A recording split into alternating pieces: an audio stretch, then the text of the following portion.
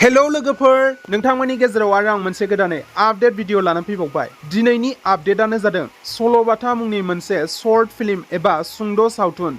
जाय शर्ट फिल्माव जों गाहायै फाव खालामनाय नुनो मोन्दों पुजा मुसाहारि, जौयेन ब्रह्म, पाकन नार्जारि आरो निर्मल बसुमतारि बिथांमोनखौ। बे शर्ट फिल्मनि स्ट'री, स्क्रिप्ट, एक्टिं, लकेशन गासैबो बाख्नायथाव क्वालिटिनि जादों। मानोना बे शर्ट फिल्मा दानि सोलिफुबाय थानाय शर्ट फिल्मनिफ्राय गोबां आलादा। बे सल'बाथा शर्ट फिल्मनि स्ट'रीया जादों सावथाली आरो बर'नि सायाव बिथा खालामनाय आरो बेयाव साथाम सिबलिंस फाव खालामदों जौयेन ब्रह्म, पुजा मुसाहारि आरो पाकन नार्जारि। 15 बोसोरनि उनाव बिसोरो गामि फारसे बिबौनि न'आव फैदों आरो मोनाबिलि समाव बिसोरो गावसोर खोनाफेरै सल'बाथा बिबौखौ खोन्थानो थाखाय खावलायदों।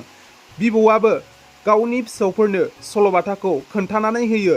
बे सल'बाथाया मा नोंथांमोना बे सल'बाथा मुंनि शर्ट फिल्मखौ नायब्लासो मिन्थिगोन। जों गोबां बार कमप्लेन खालामबोबाय थादों जे बर' सावथुन मुलुगाव मोजां स्ट'री, स्क्रिप्ट आरो हाई क्वालिटिनि फिल्म ओंखारा होननानै।